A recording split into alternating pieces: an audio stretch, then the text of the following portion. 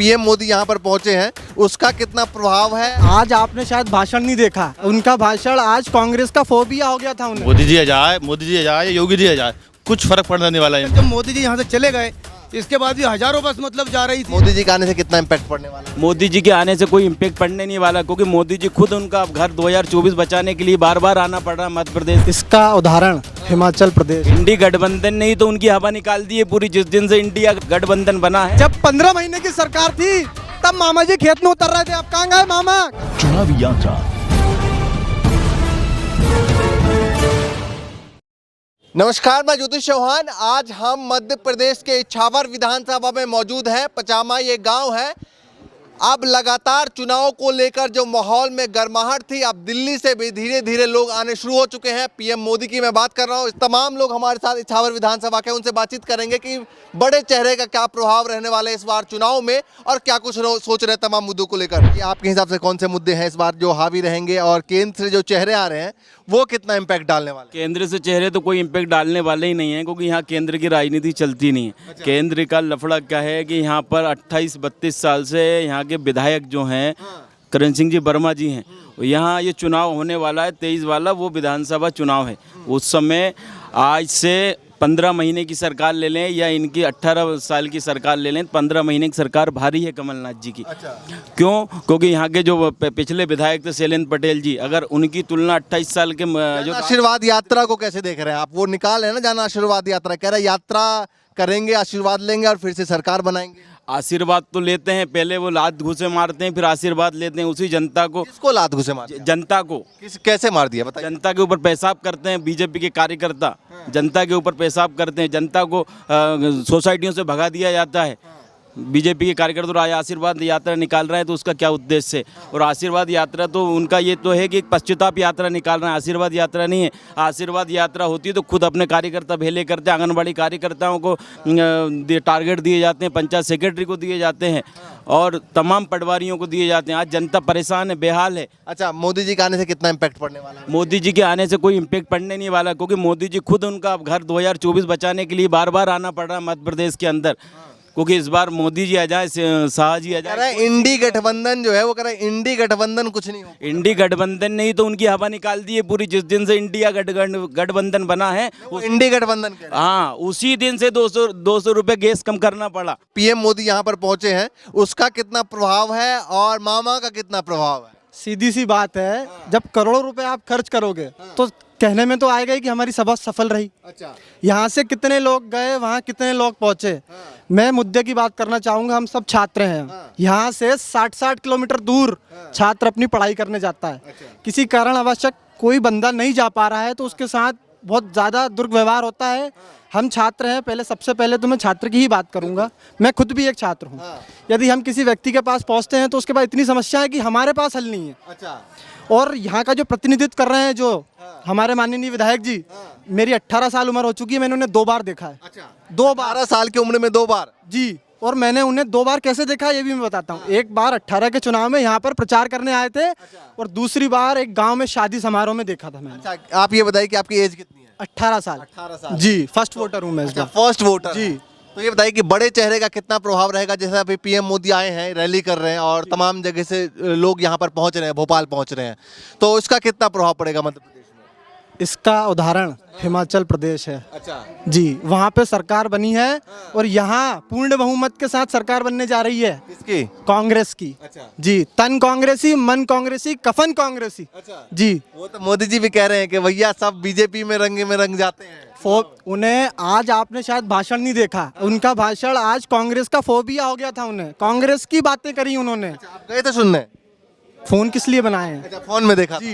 अच्छा, जो आज भोपाल में भाषण दे के गए हैं मोदी जी, तो ये बताइए कि मामा जी के चेहरे पर इस बार लोग जाएंगे या मोदी जी के चेहरे पर जाएंगे? ये मैं बताऊं, उससे पहले जनता चुनाव के पहले ही जवाब दे चुकी है। चुनाव के पहले ही इतना विरोध हो रहा है, इतना विरोध। गृह जिला, शिवराज का गृह जिला है ये। मैं खुल के कहना चाहूंगा कि इस बार पूर्ण बहुमत से कांग्रेस सरकार आ रही है। तो छात्र मतलब नाराज हैं? छात्र भी नाराज हैं, युवा भी नाराज हैं और किसान तो घुसने नहीं देंगे गांव में। अच्छा, आप बताइए आपके हिसाब से क्या लग रहा है? नहीं बोलेंगे? आप बताइए भाई साहब, आपके हिसाब से क्या लग रहा है? मोदी जी आ रहे हैं, बड़े बड़े चेहरे अभी आएंगे, अमित शाह आएंगे, हो सकता है योगी आदित्यनाथ भी आए, चूंकि सनातन धर्म को लेकर यहाँ बहुत मान्यता मानी जाती है और वोट भी मांगा जाता है उस चीज़ पर। तो क्या माहौल दिखाई दे रहा है जो बड़े चेहरे वहाँ से आ रहे हैं? भैया देखो मेरी बात सुनिए, यहाँ मोदी जी आ जाए या योगी जी आ जाए, कुछ फर्क पड़ने वाला एमपी में इस बार। अच्छा। कितने ही आए, जैसे कि दिल्ली में करा था उन्होंने। आप पार्टी थी केजरीवाल की रैली में कितने मंत्री लगे थे? 33 मंत्री लगे हुए थे, केंद्रीय मंत्री लगे थे। क्या हुआ? कितनी सीटें आई भाजपा की कि अपन मोटरसाइकिल पे बैठे चल जाओ विधानसभा में। ये स्थिति यहाँ होने वाली है बीजेपी की। तो मोदी जी जो आज आए हैं उसका कोई इम्पैक्ट? कोई मतलब नहीं है। अच्छा। सब जनता समझ चुकी है, सब लोग पढ़ लिख रहे हैं कि क्या मामला है क्या नहीं है। ये चीजें हैं। अरे मामा के कार्यकाल कैसा देखा है? मामा कार्यकाल नॉर्मल है, जो सरकारें आती है नॉर्मल करा उन्होंने। अच्छा। कोई अच्छे ज्यादा अच्छा खास नहीं लगा? कोई खास नहीं, मीडियम जो चलता है देश की अर्थव्यवस्था है वैसा ठीक ठाक करा। कहते हैं कि मोदी मैजिक चलता है चुनाव के वक्त में, है यहाँ पर? इस बार तो कुछ मैजिक नहीं चलने वाला है। सभी धर्म की राजनीति करते हैं, इसी लोग मोदी का नाम लेते हैं ये। ठीक है, आप बताइए भाई साहब, आपको बताइए कितना बड़े चेहरे का प्रभाव रहने वाला है? प्रभाव तो साहब ऐसा है कि चेहरा तो चेहरा ही है। आज कम से कम भोपाल में आप अगर जाके देखेंगे तो 10 लाख कार्यकर्ताओं का महाकुंभ था, लेकिन आज वहाँ पे ऐसा जनसैलाब उबड़ा कि आज पूरे भोपाल में जमहूरी मैदान में जगह नहीं मिली, क्योंकि मैं वहीं से अभी आ रहा हूँ और आगे खड़ा हुआ हूँ। मैं 10 लाख से आज कम से कम 15 लाख के करीब कार्यकर्ता। बीजेपी से? नहीं, बीजेपी से हो या नहीं हो तो मतलब नहीं, मैं तो जनता के बीच में गया था, देखा मैंने खुद जाके महाकुंभ में। आज मैं 10 लाख कार्यकर्ताओं का जो महाकुंभ था उसको 15 लाख से भी अधिक कार्यकर्ता, जो कि अभी तक जब मोदी जी यहाँ से चले गए इसके बाद भी हजारों बस मतलब जा रही थी, ऐसा जन सैलाब वहाँ पे। मैं जवाब दूं इनकी बातों का। पैसों से आप लेके जाओगे, आंगनवाड़ी कार्यकर्ता को ले आओगे, पंचायत सेक्रेटरी की ड्यूटी लगाओगे। ये कांग्रेस में चलता है, पैसे से लोगों को ले जाना। भाजपा में सिर्फ समर्पित लोग अपनी इच्छा से जाते हैं। आज मेरे गांव से कम 25-30 जो लोग गए अभी, मैं अगर वो चले गए अभी, अगर मेरे पास उतर के बोल दीजिए आपने बस हायर नहीं की क्या? आपने बस हायर नहीं किया, आपने क्या बस आपने स्कूल की बसें लगा दी? हमने गाड़ियां लगाई, इसके बाद उनने मतलब एक बस लगाने, हर गाँव में एक बसें लगी है और इसके बाद बसें कम पड़ गई। आप बताइए भाई साहब। इस चीज़ का उदाहरण मैं आपको सबूत के साथ दे सकता हूँ। एक ऑडियो वायरल हो रहा है जिसमें मैडम बोल रही हैं, जो भी मैडम है वहाँ से, जो भी या तो प्रदेश कार्यालय से या जहाँ से भी फ़ोन आया है, कार्यकर्ता को बोल रही हैं कि आप हर गांव में 5 दीवार पर कमल का फूल बनवाइए। SC के लोगों को जोड़िए। क्यों जोड़िए? आप पहले 18 सालों से क्या कर रहे थे? और मैं ये पूछना चाहूँगा, ये लाडली बहना जो है 18 साल से क्यों याद नहीं आई मामा को? हम क्यों याद रहे कि वो कह रहे हैं कि मैं उनका एक इंटरव्यू देख रहा था, उन्होंने साफ तौर से कहा कि जब मैं छोटा था तब से ही मैं सोचता था कि किस तरीके से बहनें गांव में चूल्हा फूंकती हैं, किस तरीके से अपने पति के सामने हाथ फैलाना पड़ता है। अगर बच्चे पैसे मांग ले तो उनको पति से मांगना पड़ता था। तो इस चीज़ का तो उद्योग होना चाहिए ना। यदि घर में आवक होगी तभी तो हम सफल कर पाएंगे घर को। आप क्या करते हैं भाई साहब? मैं स्टूडेंट हूँ। कितनी उम्र है? मेरी 18 साल उम्र है भाई साहब। वोटिंग बन गई है? फर्स्ट वोटर हूँ जी मैं। फर्स्ट वोटर है? तो जी। बताइए भैया, फर्स्ट वोटर तो बहुत इंटरेस्टिंग बात रहती है। वैसे ही मोदी जी कहते हैं फर्स्ट वोटर तो बीजेपी को सपोर्ट करते हैं। पिछले चुनाव में कहा था?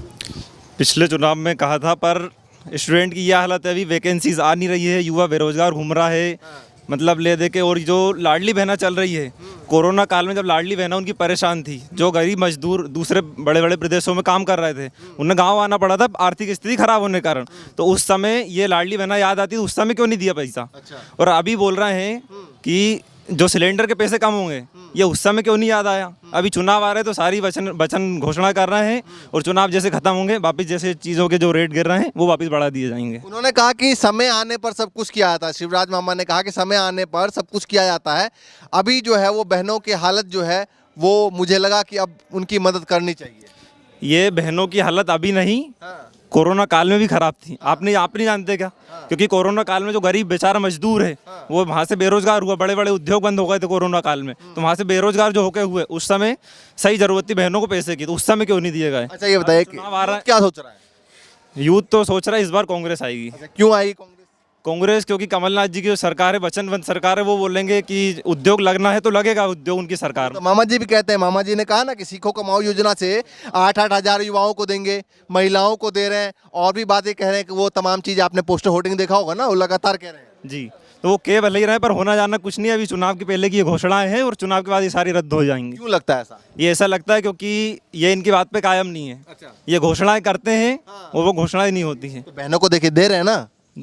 तो अभी दे रहे हैं ये बीते जो मतलब जब से इनकी सरकार है जब क्यों नहीं दिए 18 साल। ठीक है, आप बताओ भाई साहब, आपकी एज हो गई है, वोटिंग बन गई है? नहीं, मैं 17 ईयर्स ओल्ड हूँ, मैं स्टूडेंट हूँ, पढ़ाई कर रहा हूँ। मैं आपसे ये बोलना चाहता हूँ, आप पूछ रहे थे बीजेपी के कार्यकाल में क्या हुआ। बीजेपी के कार्यकाल में आदिवासी लोग थे, जो था बीजेपी का जो मतलब वो कार्यकर्ता था, उसने आदिवासी के मुंह पे पेशाब करा था। ये बाबा आपको याद होगी। मामा वहाँ पे गए, उनका घर तोड़वाया, ये सब किया, ठीक है। और मामा ने उनके पैर धोके करा। अगर मामा गिरी हालत में पैर धोके पानी भी पी लेता। ये बीजेपी का कार्यकाल है और मामा इतना गिरा हुआ व्यक्ति है। नहीं ऐसे नहीं, देखिए प्रधान मुख्यमंत्री है, ऐसे नहीं बोलते किसी को भी। अभी आपके हालांकि वोट भी नहीं बनी है, तो वोट अगर बनेगी तो चुनाव तक बन जाएगी आपकी वोट? हाँ, चुनाव तक बन जाएगी। बन अच्छा, जाएगी। 18 के हो जाएंगे? हाँ। अच्छा, तो क्या सोच रहे हैं, किन मुद्दों को लेकर सोच रहे हैं चुनाव में वोटिंग? वोटिंग ये है, देखो अब मैं मामा का गृह जिला है सीहोर। यहाँ पर कुछ नहीं है, ना मेडिकल कॉलेज है ना कुछ है। यहाँ पे हमारा सीहोर जिला पास है, इछावर विधानसभा लगी है। यहाँ पे मेडिकल कॉलेज बनना था, मामा ने वो बुधनी में ट्रांसफ़र कर दिया क्योंकि वो उनकी विधानसभा। यहाँ पे सिर्फ पागल खाना दे रहे हैं हम लोगों को।